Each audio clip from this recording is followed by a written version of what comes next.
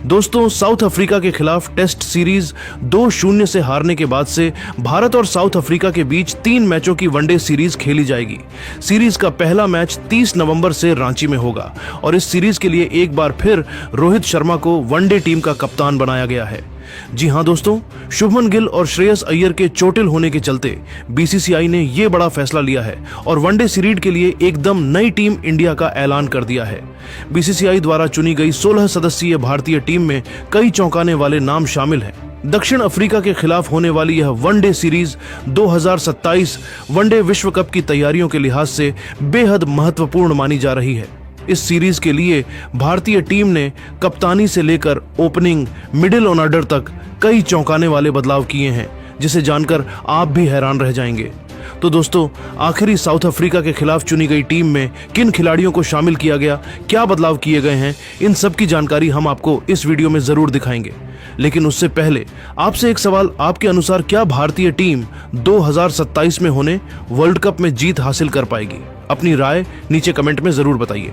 दोस्तों, भारत और दक्षिण अफ्रीका के बीच 3 मैचों की रोमांचक वनडे सीरीज 30 नवंबर से 6 दिसंबर तक खेली जानी है और इस सीरीज को लेकर भारतीय क्रिकेट फैंस में जबरदस्त उत्साह देखने को मिल रहा है।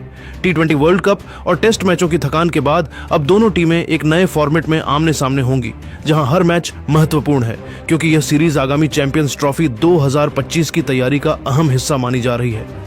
इस सीरीज का पहला मुकाबला 30 नवंबर को रांची के JSCA इंटरनेशनल स्टेडियम कॉम्प्लेक्स में दोपहर 1:30 बजे से खेला जाएगा। दूसरा वनडे 3 दिसंबर को रायपुर के शहीद वीर नारायण सिंह इंटरनेशनल स्टेडियम में दोपहर 1:30 बजे से शुरू होगा, जबकि तीसरा और आखिरी वनडे 6 दिसंबर को विशाखापट्टनम के SCA VDCA क्रिकेट स्टेडियम में खेला जाएगा। सबसे बड़ी खबर यह है कि इस वनडे सीरीज के लिए रोहित शर्मा को एक बार फिर टीम इंडिया की कमान सौंपी गई है। काफी समय बाद रोहित शर्मा वनडे टीम की कप्तानी कर रहे हैं और यह उनके लिए भी बड़ा मौका है कि भारत को टेस्ट सीरीज की निराशा के बाद एक नई शुरुआत दिलाए। शुभमन गिल, जो पिछले कुछ समय से भारत के लिए लगातार सीमित ओवरों में ओपनिंग कर रहे थे, इस बार टीम का हिस्सा नहीं होंगे। कोलकाता टेस्ट में गर्दन में गंभीर खिंचाव के चलते वह बल्लेबाजी करने तक मैदान पर नहीं उतर पाए थे और तुरंत उन्हें अस्पताल ले जाया गया था। उनकी चोट इतनी गंभीर बताई जा रही है कि वह न सिर्फ टेस्ट सीरीज से बाहर हुए, बल्कि अब दक्षिण अफ्रीका के खिलाफ वनडे सीरीज से भी बाहर हो चुके हैं। यह भारत के लिए बड़ा झटका है, क्योंकि शुभमन गिल ODI के सबसे भरोसेमंद बल्लेबाजों में से एक माने जाते हैं। उन्होंने हाल ही में ऑस्ट्रेलिया के खिलाफ वनडे सीरीज में पहली बार भारत की कप्तानी भी की थी। भले ही टीम सीरीज 2-1 से हार गई, लेकिन गिल के नेतृत्व की काफी चर्चा हुई और उन्हें भविष्य के कप्तान के तौर पर भी देखा जा रहा था। लेकिन उनकी चोट ने भारत की योजनाओं पर ब्रेक लगा दिया। वहीं टीम इंडिया के उपकप्तान श्रेयस अय्यर भी इस सीरीज से बाहर हो चुके हैं। ऑस्ट्रेलिया के खिलाफ सिडनी वनडे के दौरान कैच पकड़ते समय उनके कंधे में गंभीर चोट आई और उन्हें तुरंत अस्पताल ले जाया गया। मेडिकल रिपोर्ट में उनकी रिकवरी में लंबा समय लगने की संभावना जताई गई है। इस वजह से बीसीसीआई ने बड़ा फैसला लेते हुए उपकप्तान की जिम्मेदारी KL राहुल को सौंप दी है। राहुल इस भूमिका के लिए एकदम सही विकल्प माने जाते हैं, क्योंकि वह न सिर्फ टीम के अनुभवी बल्लेबाज हैं, बल्कि विकेट कीपिंग भी कर सकते हैं, जिससे प्लेइंग 11 के संयोजन में टीम इंडिया को काफी लचीलापन मिलता है। इस सीरीज में एक और बड़ा बदलाव देखने को मिलेगा, ऋषभ पंत की वनडे टीम में वापसी। लंबे समय बाद पंत को वनडे टीम में शामिल किया गया है और उन्हें बैकअप विकेटकीपर की भूमिका दी गई है। पंत की एक्सप्लोसिव बैटिंग भारत के लिए हमेशा एक गेम चेंजर साबित हुई है और फैंस उनसे एक शानदार वापसी की उम्मीद लगाए बैठे हैं। लेकिन दोस्तों, इस टीम चयन में जो सबसे बड़ी और सबसे चौंकाने वाली खबर है, वह है 14 साल के वैभव सूर्यवंशी का भारतीय वनडे टीम में चयन।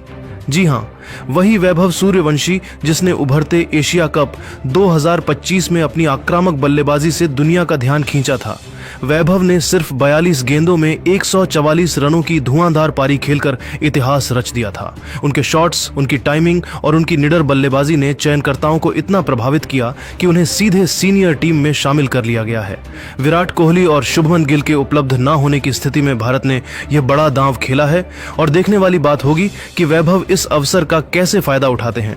वैभव जैसे युवा प्रतिभाशाली खिलाड़ी को इतनी कम उम्र में वनडे टीम में देखने का मौका भारतीय फैंस के लिए बेहद रोमांचक है। भारत की टीम इस समय बदलाव के द्वार से गुजर रही है।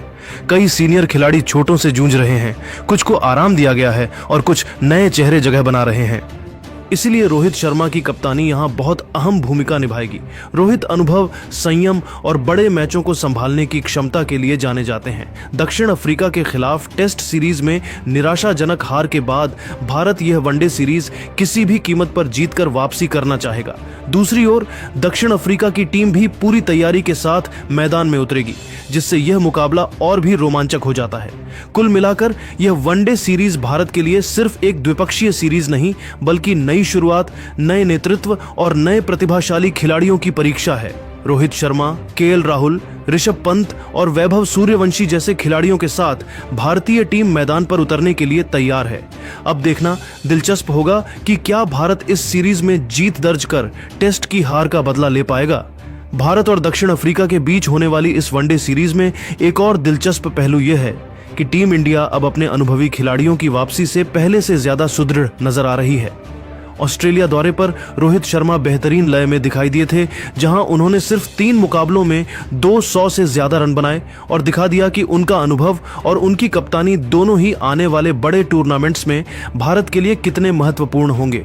वहीं दूसरी ओर विराट कोहली ने ऑस्ट्रेलिया के खिलाफ आखिरी वनडे मुकाबले में न सिर्फ शानदार अर्धशतक लगाया, बल्कि उस पारी में उनका लय और टाइमिंग देखते ही बनता था। उनकी इस फॉर्म को ध्यान में रखते हुए चयनकर्ताओं ने और मुख्य कोच ने यह निर्णय लिया कि इन दोनों दिग्गज खिलाड़ियों को दक्षिण अफ्रीका सीरीज में शामिल किया जाए, ताकि 2027 विश्व कप के लिए एक मजबूत, संतुलित और अनुभवी भारतीय टीम तैयार की जा सके। यशस्वी जायसवाल को भी दक्षिण अफ्रीका वनडे स्क्वाड में बनाए रखा गया है।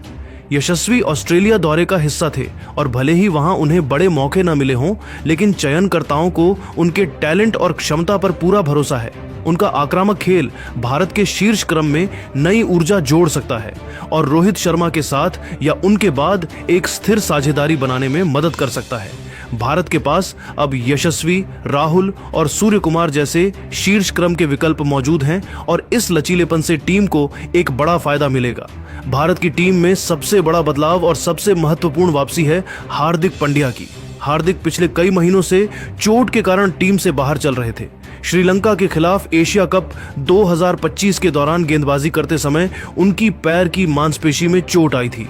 ये चोट इतनी गंभीर थी कि उन्हें न सिर्फ एशिया कप छोड़ना पड़ा, बल्कि वह ऑस्ट्रेलिया दौरे की T20 और वनडे दोनों सीरीज से बाहर हो गए।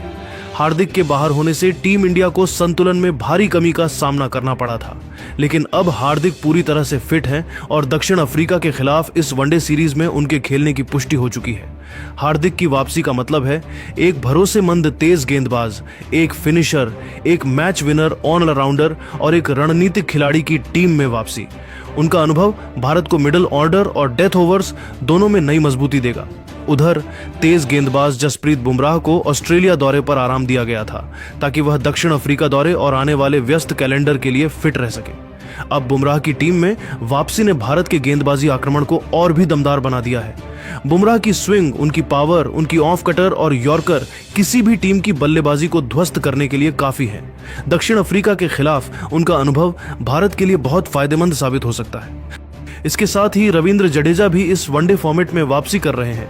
जडेजा को ऑस्ट्रेलिया के खिलाफ वनडे टीम में शामिल नहीं किया गया था, लेकिन चयनकर्ताओं ने अब उन्हें फिर से वनडे टीम में जगह दी है। जडेजा की ऑलराउंड क्षमता और उनकी फील्डिंग भारत को मध्य ओवरों में बड़ी मजबूती देती है। अब भारत के पास जडेजा, हार्दिक, बुमराह ये 3 बड़े मैच चेंजर एक साथ उपलब्ध हैं। टीम इंडिया के लिए एक और अहम चयन है तिलक वर्मा का। तिलक वर्मा ने पिछले कुछ महीनों में T20 क्रिकेट में खुद को एक बेहतरीन बल्लेबाज के रूप में स्थापित किया है। उनका संयम, उनका एटीट्यूड और उनका चेज मास्टर वाला अंदाज चयन समिति को काफी प्रभावित कर चुका है। श्रेयस अय्यर की चोट के चलते अब तिलक वर्मा को वनडे टीम में मौका दिया गया है और यह उनके करियर का सबसे बड़ा अवसर बन सकता है। तिलक का खेल आधुनिक क्रिकेट की मांग के बिल्कुल अनुरूप है। फ्री फ्लो बल्लेबाजी, स्पिन के खिलाफ मजबूती और दबाव में रन बनाने की क्षमता। उन्हें मिडिल ऑन ऑर्डर में खेलने का मौका मिल सकता है। इसके अलावा टीम में अक्षर पटेल, कुलदीप यादव, वॉशिंगटन सुंदर और अर्शदीप सिंह जैसे महत्वपूर्ण खिलाड़ी भी शामिल हैं। अक्षर और कुलदीप की स्पिन जोड़ी भारत को मध्य ओवरों में विकेट दिलाने में मदद करेगी। वहीं वॉशिंगटन सुंदर की ऑफ स्पिन और उनकी अर्थव्यवस्था भारत के लिए उपयोगी साबित होगी। तेज गेंदबाजी में अर्शदीप सिंह और मोहम्मद सिराज को शामिल किया गया है, जिनकी स्विंग और शुरुआती ओवरों में विकेट लेने की क्षमता किसी भी टीम को परेशानी में डाल सकती है।